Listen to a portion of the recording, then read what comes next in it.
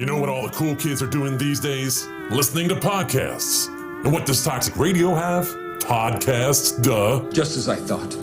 Go to toxicradio.net and check out our weekly schedule for the lineup of great shows. Miss any of them live? No worries. Thank God, dude. We're on all the top podcast platforms, or just find them at toxicradio.net or on the free app. The choice is yours. Be cool or not. We're gonna be cool. Toxic Radio. Get the podcasts and get infected.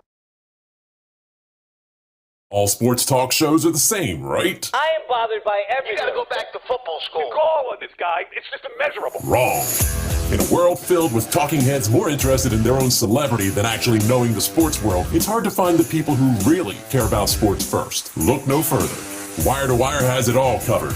These guys have the knowledge and the cred to back up their opinions. No hot takes to get attention, just straight up opinions. Know anyone else who correctly called the 2020 World Series and March Madness? How about 70% on the NFL and NCAA football last year? You don't. Bottom line, these guys know their shit. They aren't doing it for attention, they're doing it for passion. Wire to Wire, live every Wednesday, 8:30 Eastern, only on Toxic Radio and wherever you find podcasts. Planning your Saturday night can be a bit of a bitch. Saturday night is the loneliest night in the week. Well, it doesn't have to be. Load up Toxic Radio every Saturday night for the heavy metal happy hour. With the one and only Fishman. I know that, dude. There will be interviews, ticket giveaways, a little bit of banter with Toxic Mike, and of course great metal from the 80s all the way through today. Starts at 7 p.m., runs until Fish says it's over. Everyone get out! Catch it only on Toxic Radio. Don't play it safe. Play it toxic.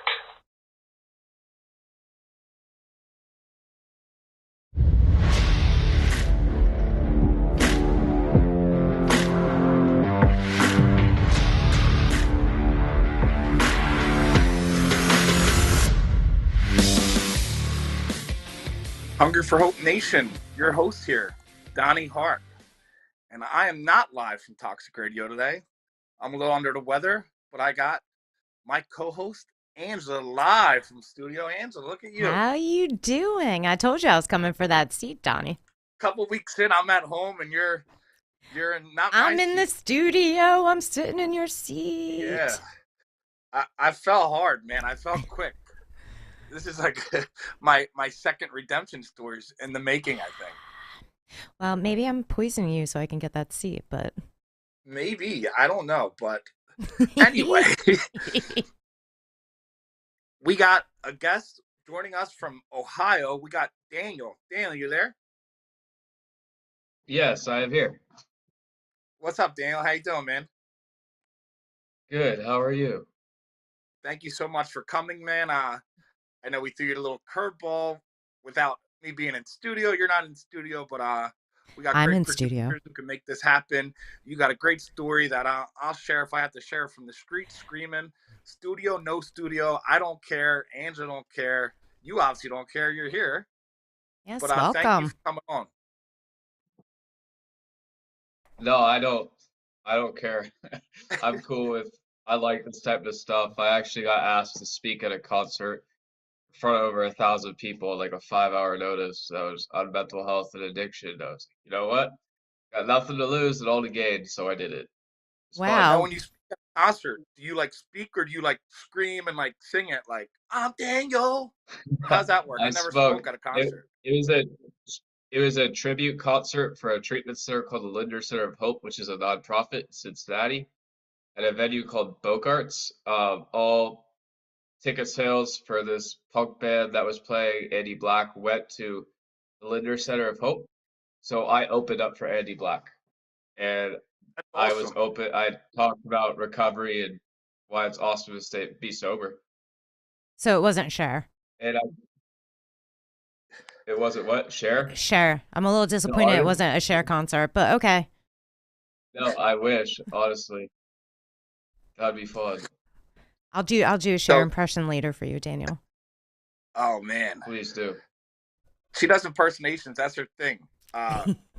I mentioned to you, Angela's going through chemotherapy for stage 4 lung cancer, and she makes these videos during all of her chemotherapy trips. And the one she did a little singing and stuff, or lip singing, or whatever you want to call it. But let's talk about you, Daniel. So you're in the recovery community. Um, you're big into mental health stuff like that. Tell us more about you. You're from Ohio. I'm from Cincinnati, Ohio. Born and raised. Um, Born and raised. yeah, no, I struggled with where do you want me to start? First All off, right, so you got into. Did you? How was your childhood? Did you? A lot of people were in the mental health and have addiction problems. They come from broken homes. Did you grow up in a normal household? When did you start noticing you might be a little different when it comes to addiction and stuff? I grew up in a great family. Actually, my my family, I was not in a broken home, grew up upper middle class, but I was born hyperactive. I could not sit still. Get diagnosed with ADHD from a young age, get put on all these stimulants, Adderall, Ritalin, Vyvanse, switch meds every year. So I don't like those. They stunted my appetite and took away personality. It was annoying. I got a lot. Wasn't a bad kid, but I definitely was mischievous. I don't like the label bad kid, but I couldn't sit still at school. Just doing dumb stuff like bring a fart machine to choir class. I mean, I wanted something to calm me down. I found sports. I loved soccer as my sport. I played basketball, baseball, ran cross country, but I also found weed in junior high and alcohol. And I had an edge. I liked to party. Uh, so I had a ton of fun at the beginning. I could tell you stories for days. It definitely was fun. But my dad became ill with illness called chronic fatigue syndrome, and uh, we used to go hiking and backpacking stuff together, and that affected me. My parents had some relationship issues, and then I had to deal with that, and then my own stuff of being hyperactive and dealing with anxiety and depression. Um, and then now smoking a lot of weed daily and drinking. Drinking's the one that took me out. Alcohol is deceiving. It really numbs. Uh, and I couldn't stop, and struggled with self-esteem, and just decided to numb. How old were you when you And started noticing, Daniel, that alcohol? Because a lot of kids drink and it's not a problem for them. When did you notice, hey, maybe I'm not like other people around me? Um, did it like run in your family or anything?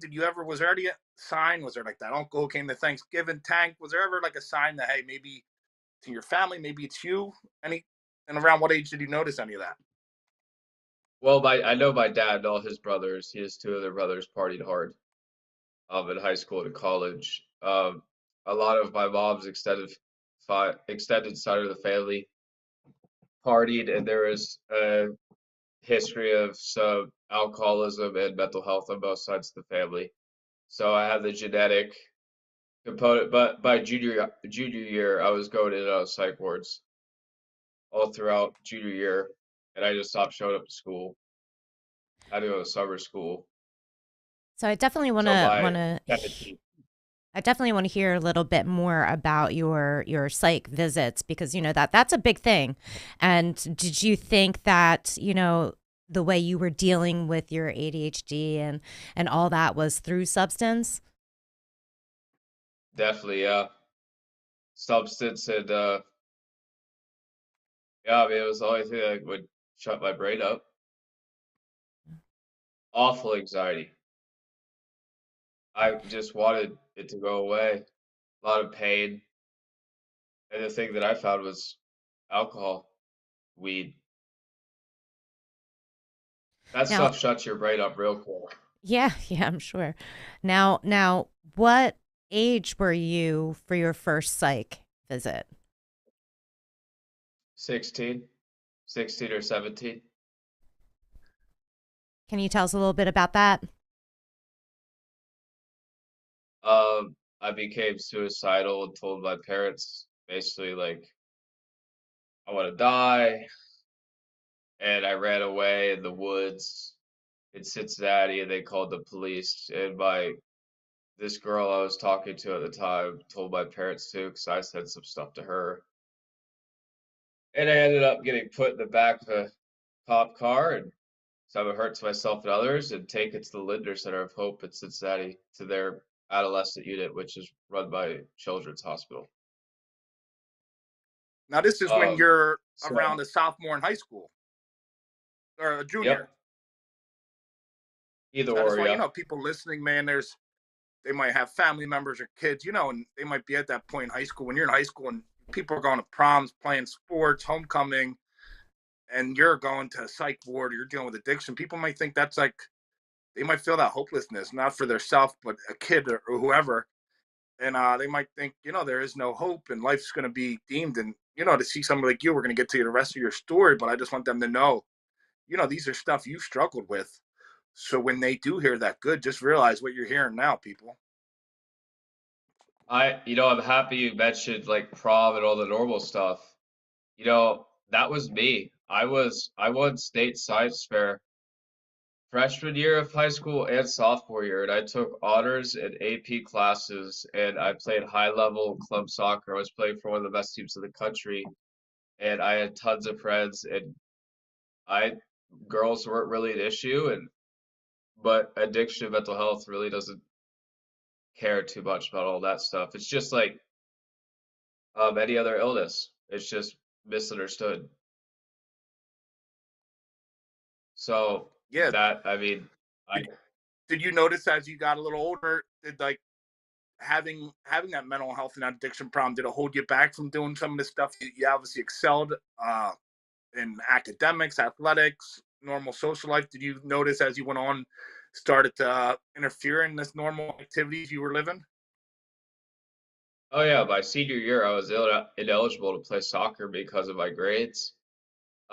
No, actually, I figured it out. I got my grades up, but I couldn't play because I decided to run away to try to run away to Seattle on a Greyhound and ditch school. I don't know why I didn't buy a plane ticket, but and then I got institutionalized at Why did you treatment center decide to go there? Wisconsin. I like the mountains, and Seattle's beautiful. I love Seattle. It's a great city. I love the Pacific Northwest. I've done a lot of backpacking in Washington and Oregon, and I was just like, well, if I move to Seattle and make it somehow, I'll be okay. So I took my parents' credit card and bought a Greyhound ticket. It got caught by the police in Chicago and put in a psych unit. So So I that would mean, be your that would be your second trip to the psych unit then, or no, is that still your first? between no, that's like my fourth or fifth. Between that first time and this time, there was like a handful, and then I got put in a psych unit in Chicago, and then from there, my parents called an educational consultant named Ben Mason to figure out what to do, and I got put in a treatment center for 30 days in Wisconsin called Northwest Passage. Okay. I took like my ACT in a psych ward, Oh or not in a wow. psych ward, in a treatment center. Um, yeah, in Wisconsin. So I mean, obviously, I mean, not going to school, win a state science fair, like a 3.0 GPA to literally close to not graduating, um, to yeah, not playing sports, hanging out with friends. I mean, I'm burning bridges, stealing money. It interfered with every aspect of my life. So it seemed like you were just kind of having blow after blow after blow, like a domino effect, and that had to have, got you down, your self-confidence down, losing hope. So who in your Yeah, life, I'm sorry, go ahead. I, I didn't know. I mean, it's stigma around addiction, mental health conditions, doesn't want you to talk about it. Plus, it's like, I don't know how to stop this. I really don't. So I didn't know really what to do. So during that time, Neither did my parents. right. So during that time, did you have anyone influential in your life that could give you a little bit of that hope? Because I know, after all that, you probably felt really down. It's hard to get back up after that. Well, my friend Nick Johnson, and his dad, after I got out of that treatment center, I got kicked out of my house after a couple weeks being home because they kept getting high and drunk. So I was like homeless for a little bit in the hopping couches, and they took me in when I had nowhere else to go. Um, so that was super nice. Other than that, I mean, I had, a soccer coach named Derek Brown, who I still talk to today. I talked to him like yesterday. He's been affected by addiction and mental health in his family directly. And I kept going through psych wards, and he got my whole club soccer team, to write me cards. And every time I got out of a psych ward or treatment center, he always followed up with me and my parents. And we talk weekly today. He's a great guy. Came home from treatment. I mean, even after I got sober, like a year sober, he wanted to meet. He bought me lunch. I mean, you can't. I had a select few people like that. Yes. The person who got me sober, or didn't get me sober, directed me to the right program to help me get sober, was very influential. That's my dad's friend from high school, Bill. He had a crack addiction and went out to California to get sober. And I've been to a meeting with him once prior to this, and my parents didn't know to call. They didn't know where to look, so my dad called one of his best friends from high school, Bill. And Bill got it. He understood it. He's like, he really needs to change people, places, and things, and help me get to a program that was good in California.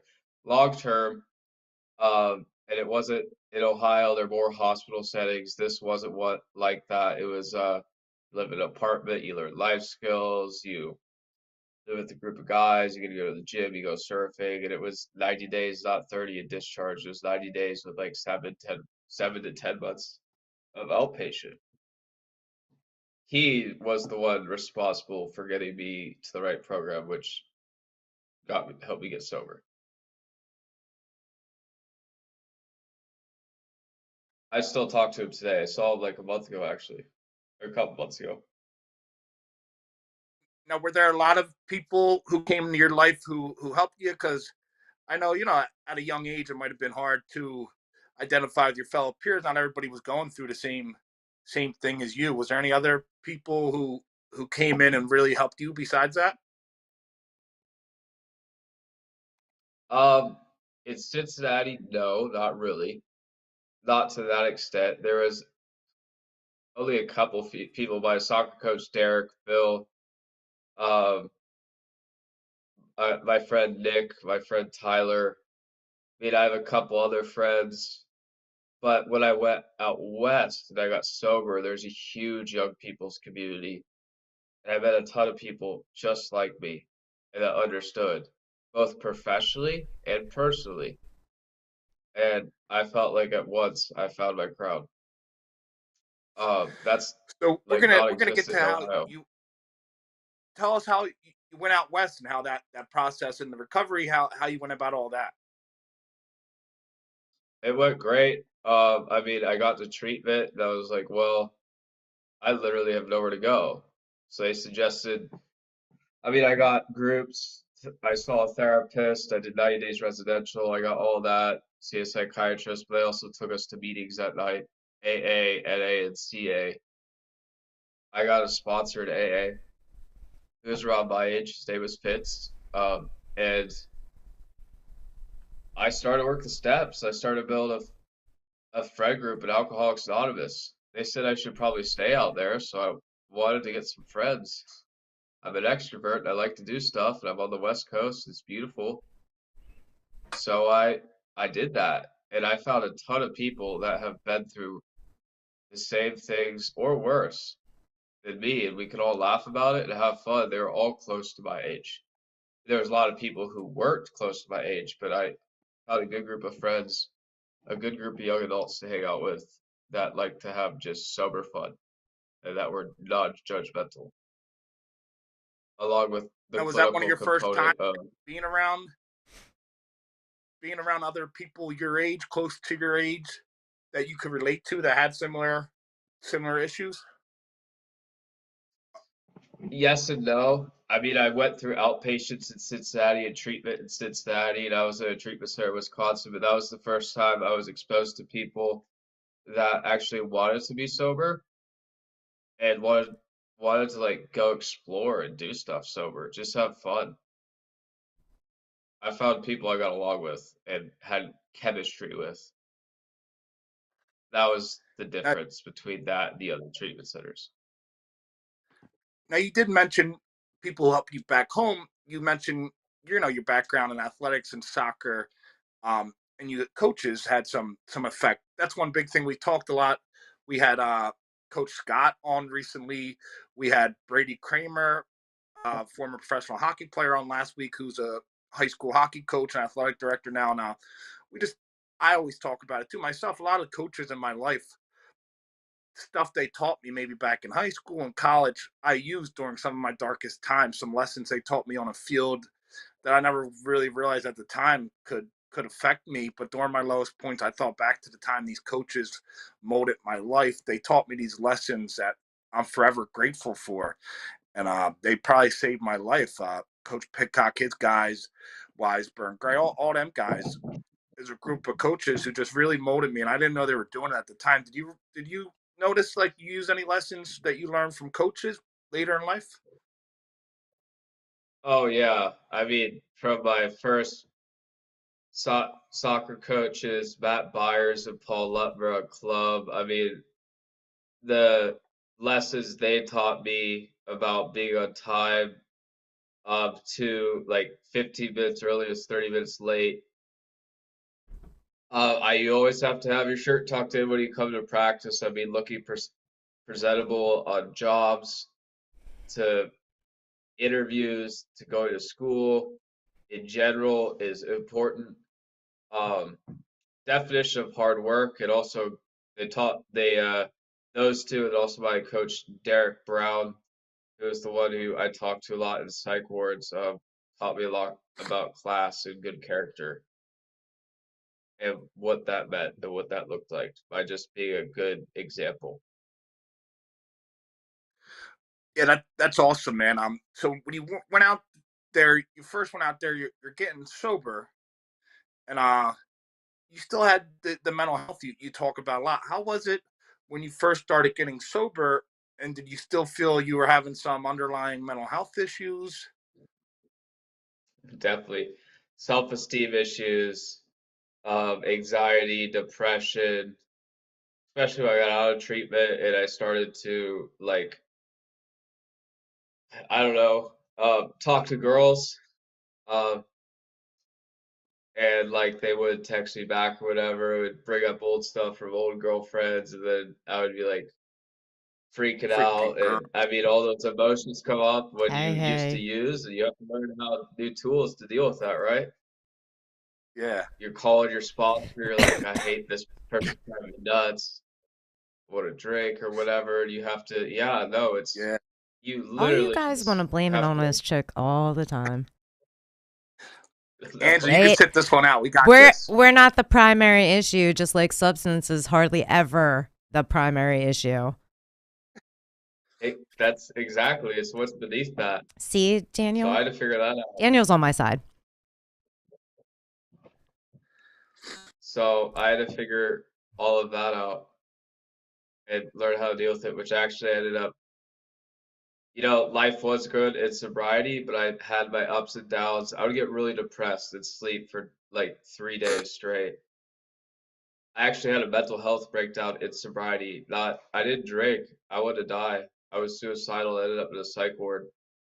I checked myself into treatment sober. for underlying mood disorder and PTSD. Just because you're sober does not mean you're like healthy and out of the woods. You got the co-occurring disorders to deal with it. Right. So I went You back see to so many treatment sober. people who get off drugs or alcohol, whatever, but they don't change the other things in their life. They don't go and dig in and find out the root causes, the underlying conditions, and you can almost feel, unfortunately, that they're setting their stuff up. I know for me and everything I did in life, I had to find out why I ended up where I ended up in life, and went down everything, and then I was like, how can I fix this? You know, how can I make this better? How can I get help for this? And I feel like that's what you're speaking on. You had to do when you went back and checked on your mental health, your PTSD. You said, right? PTSD and I didn't really know what was going on. I just knew I wasn't stable and there was something underlying. That's what I found out after. I'm not surprised, and I was diagnosed with bipolar 1. So, So, which I'm not surprised by either. And anxiety and so you depression. went back. How long after your original recovery? How much clean time did you have when you went back into rehab sober? About 18 months. 18 months. Now, how did that make you feel, Daniel? Having, because you think sometimes we might think like, all right, drinking or drugging or whatever, this is my problem. If I get rid of this, my life's going to be great. I'm going to have all the riches, going to have girls on the shoulder, everything, all the jobs, everything. And then you did that and you still had these other issues and you found yourself back in there and you weren't drinking. Was that kind of a shot that take your hope away? How did that feel? No, actually, so prior to this, I did business development for a treatment center for a while.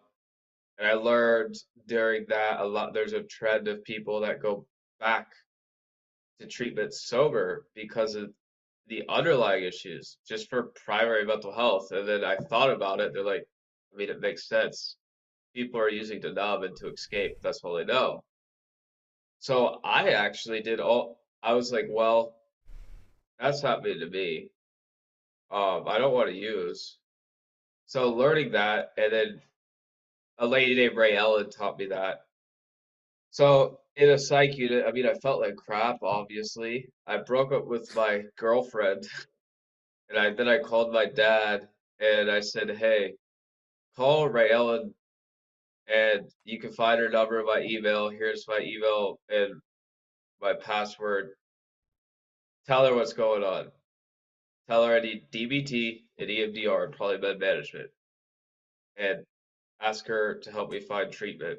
So I helped my dad and with Ray Ellen's help and myself find myself a good treatment center in a psych unit in LA.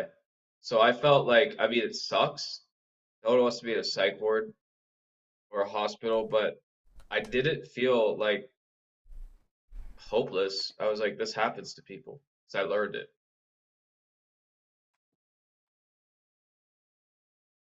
So when you got out of the treatment after that time, you only went to treatment one time after you got sober, correct? Yeah. I went through 2 treatment centers, but it was one time in total because I couldn't afford one, so I transferred to the next for a transitional. So yeah, All right. which I mean, one total stint of treatment, but just 2 separate treatment centers. If that makes sense. Angela looks like she's about to bite the mic. She wants to say something, or she's hungry, Well, or yeah, I mean, it's you need a about Pop time, Tart, or y'all. you got I a mean, question? if you guys wanted a powwow, I could have left the room. If you guys just want to do Man, guy talk, thanks. I mean, come on now. So Daniel, tell me. So I did read a little bit into your story, and I did see somewhere you had experienced a 200-foot fall. Is that correct? Yeah, Can you, if yeah. you don't mind, can you tell the viewers about a little bit about that? So after I got out of this treatment center in Utah, I was like 7 months out, life's great. I went back to work in the field on my day off. I went hiking with my friend Wes at Lisa Falls, a little cottonwood canyon outside of Salt Lake City where I was living at the time. And the ground was thawing. This was early spring. It was March 30th of 2018, and it broke and on a trail, and I just happened to be right where it broke, and I fell with it 200 feet.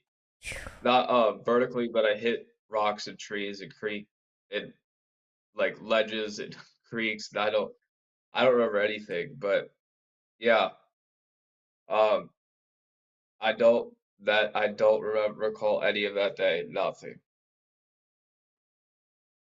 Wow. So, like, yeah. So, I mean, obviously you were in the hospital, and I mean, it just seems like, you had a lot going on in life, man. I mean, you've been through a lot, and that's basically what this show is about. So, I'm assuming you were in the hospital. I just rubbed some dirt on it. Yeah, Got and then back up. a little Band-Aid, right? And you were done. That's what I would have done too. Yeah, How much sobriety did you have at this time, did you say? that was March 30th of 2018. On March 6th of 2018, I just got 3 years. I was not drunk or high when I fell. The ground just broke. I did nothing stupid. So you were 3 Wrong years? place, wrong time. Yep. So Janine Kirby, who's watching, I'm sure, she went through something similar. She's a TBI survivor. She does a lot of work for Mind Your Brain Foundation. I'm actually going to their conference, their TBI conference at Penn Medicine on Saturday. That's why I'm hoping I feel better. And she went through the same thing. She got sober, and she was really, really doing good in her sobriety. And then she got into her TBI accident, and I was asking her about that, and she said, at first, like, her life was going pretty good. Like, she was really working the steps in her sobriety. That's how she went about it. She was in the rooms, and then she got in this accident. She was asking herself, like, was this all for nothing? Like, I did all this. I got my life together just so I can, she was really, really bad off in her accident. Her story is amazing where she is today. But back when she first got into it, it was just like, she was in a real bad place. Did you ever go through that? You're like, man, I got 30 years sober. I did the mental health. I did all this, and now I fell 200 feet off a cliff. Like, what the hell? Somebody got it out for me? Who was Yeah, I in a life I like mean, that? it sucks. It's not ideal. I mean, if I was a country artist, I could make a great song if I could sing. Yeah, you could. Like, it's a Go, bad, man. yeah. We got the platform. Let's go. Sing it. Yeah, I write it and can't I'll sing at sing all. it. Relax. I got this. I could do that. But no, I mean, it's one thing after another, and it just sucks.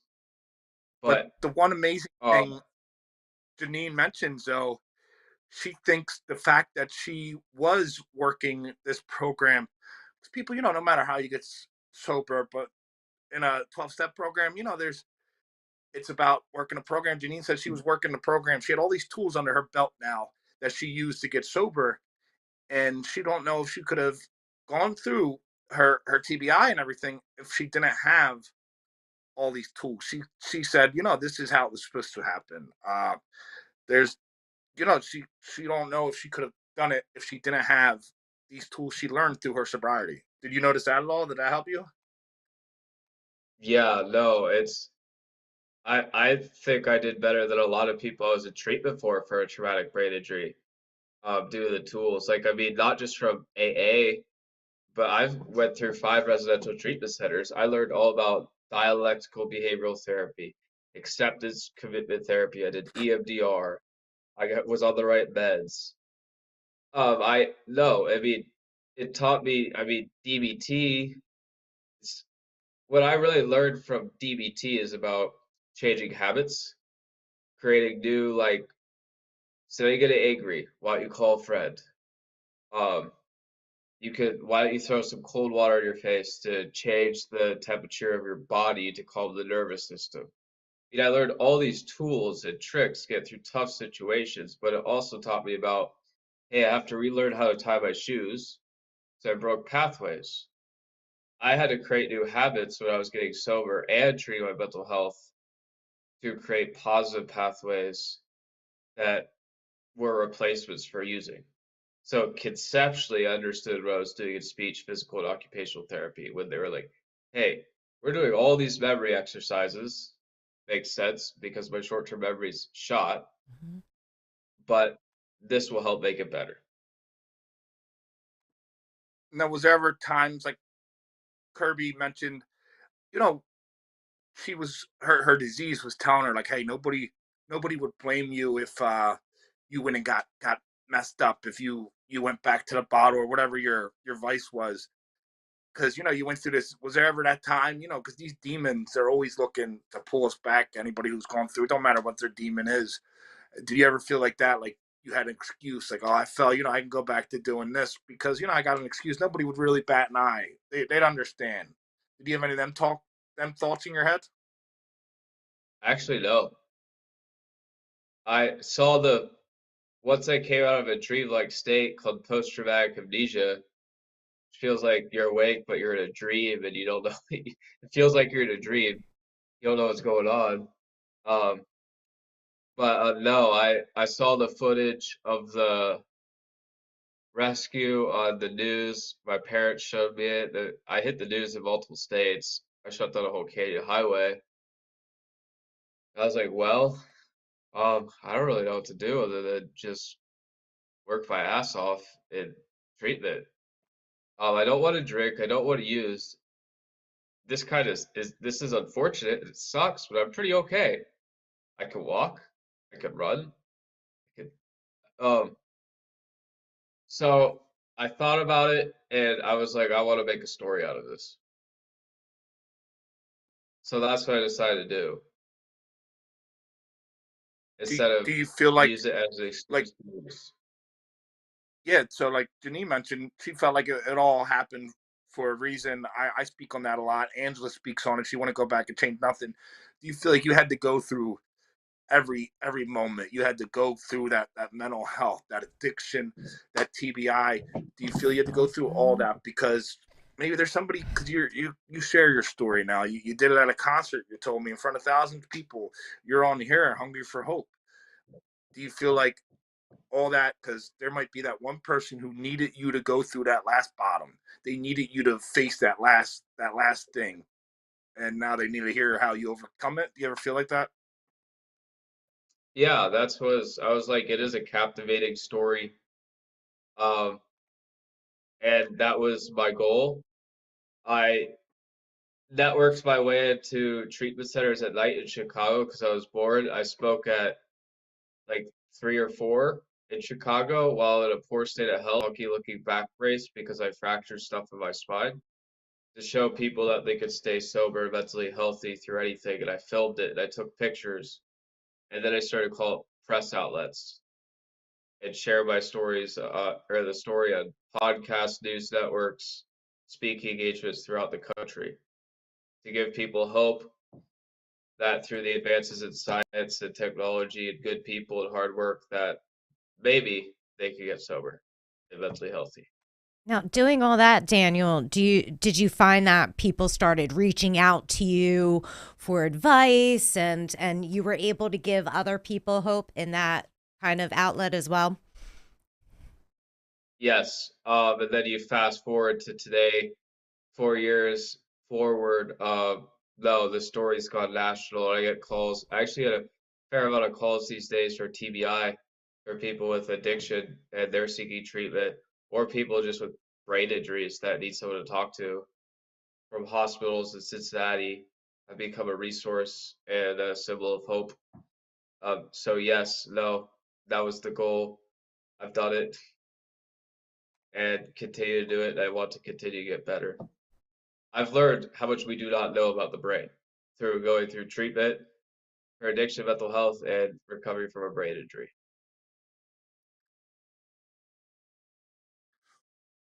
So here you are, you're speaking on all this and how you share your story and everything. Now it's easy, you're looking at the good days, man. You're sharing your story, working in the field. Was there one thing you know now that you wish you would have known, maybe, back when you were struggling with some of your demons and some of the things you went through? What would Daniel now tell Daniel then? Addiction really isn't your fault. it's scientifically proven as a brain disease, and it's not. I would tell myself more like look at your mental health. Don't look so much at the substance, but look at the reasons why and get some help for that. Um, Regarding brain injury, I would say don't work too hard because I worked too hard at the beginning and I ended up having 3 seizures back to like, so I just pulled too long hours. Also, be more seek out a therapist that specializes in TBI, mental health therapist, not speech, because a lot of times with brain injuries, you lack a filter. There was a lot of stuff I said when I got back to the workforce that wasn't appropriate. I didn't mean, but then I look back on like a day later, I'm like, that was definitely because of my brain injury. Um, that's what I would tell myself. Yeah, so that's awesome, man. Just really, you really went into detail about all this stuff you went through. It just wasn't addiction; it was the mental health, uh, the the injury, all this stuff. But now, where's Daniel now? Tell us. I know you got a nonprofit now, Recover Wisely, correct? Yes, Tell us the main work you're doing now. Tell us more about that. I created a nonprofit to provide cost-effective treatment consulting, recovery coaching, sober companionship, transport to treatment, sober fun events and outings. It's hard to find sober fun, especially in Cincinnati, Ohio. It's founded by German. It was created by Germans. There's a lot of beer here, a lot of breweries, not a lot of sober fun. Um, and I personally speak all over the country on addiction, mental health, and brain injuries. Now, I have realized it's so hard to find treatment. Like it's you can find it, Google it, but it's hard to find good, ethical, cost-effective, and clinically effective treatment that looks at someone as a whole. Cost effective is a huge word when it comes to treatment. It's a shame. And that's one of the things that prevent people from getting it and continuing the treatment. Yep. So I wanted to treat my parents spent like $5,000 on an educational consultant for me. People just don't have that type of cash a lot of the time, or private insurance, or so I wanted to create a nonprofit that provides extremely cost-effective treatment consulting. And if you can't pay for it, I pay myself through grants and donations. And also offers effective job coaching, career coaching, and recovery coaching to fill the aftercare gaps. It's such also is sober fun. I take alcohol to bars. I put mocktails in. I bring speakers, bands, whatever, DJs. If I could throw kick-ass parties in high school, I just have to take the alcohol, the weed away, and all the other drugs to make it a fun, sober party. So So let I me throw guess, you add parties. you add roller skates because that's what I call a party. No, I didn't. I was Roller too drunk skates. probably. Yeah, This Okay. isn't your party, probably too Angela. drunk. It's Daniel's. It's always my party, sweetheart. Always. You'll learn Well, that. I would But Daniel, maybe you'll I would have. work on getting some Groupons for chemotherapy because Lord knows I need it. You want to talk Yeah. about cost-effective treatment, that life-saving treatment's bankrupting people. Hey, look at Daniel. He's speechless. He's like, damn, I can't come back to that. Chemo You is got Groupons for expensive. chemo, No, or just You keep got on going Groupons if you for don't? chemo? Maybe like Kohl's I, Chemo I, Cash? Is there such a thing? that would be funny. Kohl's I can Chemo handle Cash? it. Okay. So Yeah, no, besides I that being your wish. biggest failure, not having Groupons for chemo, was there any other failures in your life that, when I say failure, people call it failure. Uh, they're not always failures if you learn from them or anything. Is there one thing in your life that like stands out? That low As a moment. failure? I mean, I compared addiction being and mental health conditions being 10 times harder than falling 200 feet off a cliff, which I met. Getting sober wasn't the hard part. Well, it was hard, what was way harder was treating the co-occurring disorders. I was in a psych unit when I had everything going for me, suicidal and just heartbroken. I knew what to do, but I didn't really want to do it. I broke up with my girlfriend and checked myself into treatment after I was living the dream in California, surfing and everything. I was so lost. I was like, this sucks. This this is awful. In a coma, you don't feel any feelings. You don't have emotions. Not that I know of, at least I don't remember it. I was so raw at that moment. That night, going to treatment, all of that, the treating my mental health sober was really difficult, really tough. I don't know how I stayed. I mean, I'm shocked I stayed sober through that. I was looking at the back door at the gym when I was in Utah. I just wanted to run. I guess the gym in the morning, but my brain was telling me yes, but also was telling me no. And I stayed. That was tough. That was probably the Now, lowest point of my life. now you were at this point, man. Everything was telling you to run. Everything was telling Daniel to give up. Here you are years later. Now, Daniel, is there ever a moment you regret deciding not to give up? That you regret deciding not to run? Ever a moment you wake up and you say, "Man, I should have ran. I should have caved in. I should have gave in to them demons." No, um, You hear that, I've people? seen No. these. Yeah, I've seen these health conditions kill so many people and just destroy so many families, and great people. A lot of my really close friends have died of addiction. I have a lot of friends in 12-step programs, and a lot of them aren't around anymore. Um, I have friends all over the country. I've helped a lot of people. I, I mean, the life I have today, I mean, I've been through some shit, to say the least, but I've lived a really cool, I mean, interesting life. I surfed big waves, climbed mountains, fell off one, which is unfortunate. Met congressmen, spoken at concerts, helped dozens of people get into treatment on a national level. Uh, Done all sorts of cool things and have had the opportunity to learn about the brain, which is a fascinating organ while helping people. Um, I wouldn't know. I get a lot of phone calls on a weekly basis saying thank you for helping me getting sober. So no, I don't regret not giving up. Yeah, I just really like to put that out there because I've been there. Other people listening have been at that point where it seems like they're hopeless, like they're just at that end. They're at that rock bottom. I was there when I went through all my struggles. I lost my brother, my career.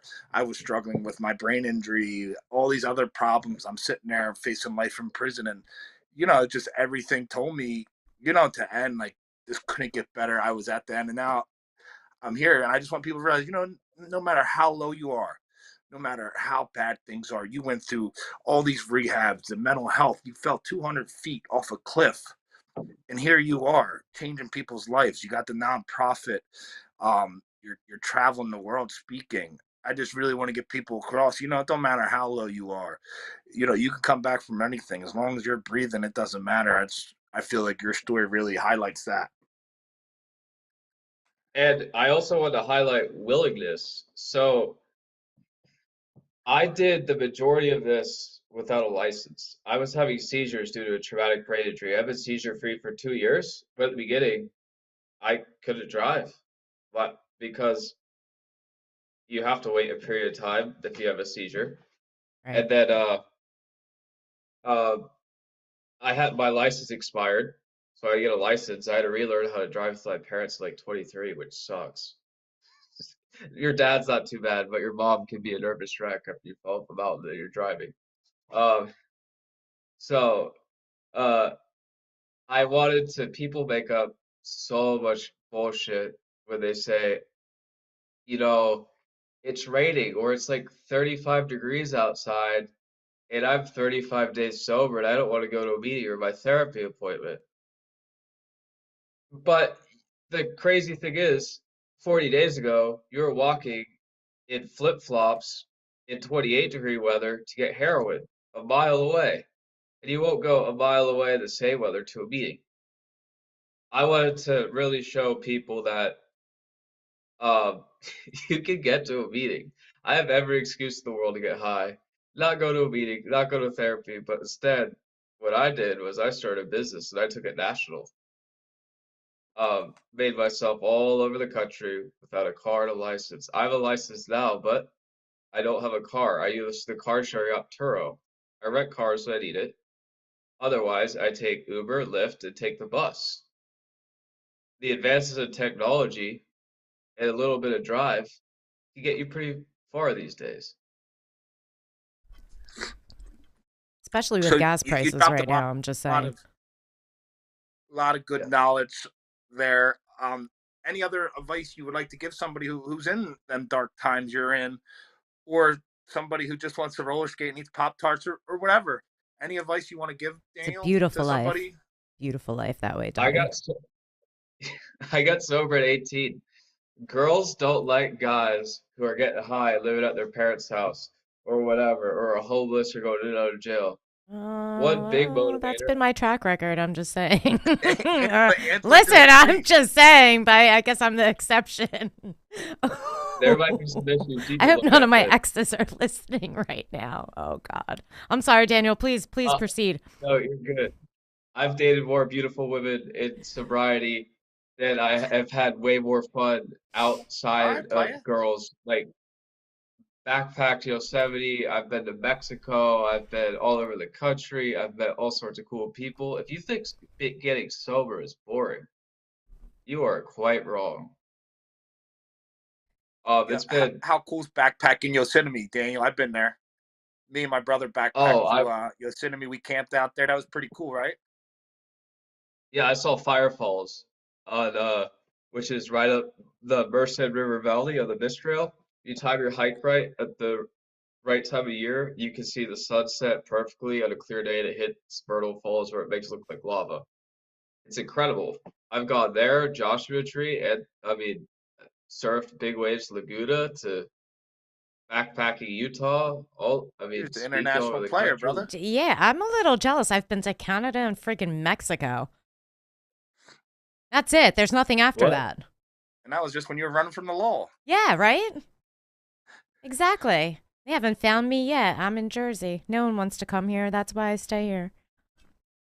So I know Angela had a great question on hope, Angela. What was that question you wanted to ask? I do. So, Daniel, Hungry from Hope is all about trying to give people hope who may have lost it. They're down and out. They mean to pick me up a little bit. So, can you tell us in your own words what hope means to you? That's a good question. I know. I've never That's really why we thought ask about it. that. Hope means really the ability to sit with myself in quiet and be able to see the light at the end of the tunnel and know that there are resources out there to get that. And there are good people in this world that just don't want a paycheck, that I really care about people and like to work hard and help people get to where they want to go in life. Because there's one thing I've learned about addiction, mental health, or a brain injury, healing and going through treatment for all of that is you can't do it alone. And I've met the best people, most authentic, caring, compassionate people in the recovery from those. And if I didn't have those problems, probably would have never met those people. But I learned the true definition of friendship and what a good professional really looks like in behavioral health. Good question, Angela. Great answer, Daniel. Now, Daniel, I know you got the nonprofit, Recover Wisely. Is there, if anybody wants to reach out to you online, seek your services, connect, whatever they want, how would they contact you? Instagram and Facebook. I'm redoing the website, so I took it down for a bit. But I'm also, yeah, just Instagram and Facebook. My number's up on there. I'm redoing all that stuff, and I'm getting a business number instead of putting my number at Google's webpage. It's Google verified, but the emails up there instead of my direct cell, but my direct cell is on social media. So Awesome, Instagram, awesome. I'll put Facebook, that up or there. Twitter. I'll add that to our thing. What's your Instagram for anybody? It's Recover Wisely, or Yep, all one word. for the people who can't Same with spell good, Facebook. I'll spell it out in the chat for you. Cool. But anything else? Anything else you really want to touch on? We got a couple more minutes, Daniel. You've been awesome. You overcome so much. I want to give a huge shout out to Jeff Gold and Janine Kirby. Through them, I was connected with you. Jeff's been nothing but amazing. Janine's already been amazing. She outdoes herself every day. I'm so looking forward to the TBI conference this Saturday too. And I just want to thank them for connecting us. We're gonna get to Angela right after this. But anything you wanna say, Daniel, before we get you out of here? If you are in Cincinnati on Saturday, this Saturday, March 26th, from 5 to 9 p.m., I am having a sober bar. It's called Soberly Fun at Arts the Ave. It's on that bar. All the alcohol is taken out, and mocktails are going to be served with some delicious food from Mita's, which if you like the bagels, Jose Salazar is catering. That's Joe Burrow's personal chef. He's the owner of Mita's, and it's going to be a lot of sober fun. If I could throw a kick-ass party at high school, multiple, I could throw a badass sober rager. So you better come. I got a rapper, a DJ, all sorts of stuff. Giveaways. That's awesome. I see So, Angela over there. She's on Expedia looking for flights I'm to looking for Cincinnati. buses and shit. Yep. Mm-hmm. oh man, That's so I awesome. don't lack personality. It's gonna be fun. I spent a lot of time down there. I played college ball in Ohio. But Angela, let me get to Angela real quick. Angela, I know there's some Yes. stuff you wanted to share. Yes, You yes, went to yes. the doctors on Friday. Yeah, so I had my scans on Friday, and I know everyone has been messaging me and texting me. Unfortunately, I do not have my scan results. So I really wish I was going to have them today to share them with you. Unfortunately, I do not, but I look at it this way. No news is good news. All my other tests that came back earlier were back within 24 hours. So I'm really looking at this is a sign that this is good news. No news is good news. So as soon as I have my test results, which I'm hoping maybe tomorrow, I don't know, then I'll be posting that on my Facebook and social media for you guys to check in. And then Donnie, you have something about the shirts, right? Finally, Yeah, the shirts. Like, people are waiting for these shirts. I know we got like 100 people already reached out for them. We got the shirts are coming in tomorrow. Anybody else wants to reach out and let us know. We got the T-Man shirts. I'm wearing one. We'll be setting up with everybody to drop them off, take the payment and all that stuff. Just check in with me or Angela. And we want to thank everybody. Daniel, I just want to thank you so much for coming on. We appreciate it. Thank you so much. Thank you for everything you're doing, Daniel. You want to say any parting words? Well, first, I think it's awesome, Angela, that you're doing this podcast with stage 4 cancer. That's pretty incredible and admirable you. of you. I'm doing Are it with the those cold. shirts? What? I'm doing it with the cold. You're also doing it with your bald. Stage 4 cold, I think. Yeah, but he doesn't tell you that I came in here the day after getting IV chemo. So cold chemo. I don't know, Donnie. I think I trumped So these you. shirts are Ange shirts, and all the proceeds go to Ange. During times you can't work and everything. So 100% of the proceeds are going through her. We got these made on the back. They say hashtag her fight is my fight, hungry for hope, and like Team Ange. And it's a boxing glove. So, if you could give me some information about how to buy those shirts. So I might be having the news at my sober bar on Saturday. It'll have vendors. I wish you were in Cincinnati so you could just sell the shirts, but you can't. Well, I mean, you could, but there's nowhere to sell them. Yeah. I will help I'll sell definitely them. reach out to you. I don't know. Daniel, I just want to thank you so much for coming on. Angela, thank you for taking over my job. Yeah. Host, Hungry for Hope Nation. Everybody tuning in, everybody commenting. Thank you. I appreciate it. We'll see you next week, and I will be in the studio next week. Have a great night.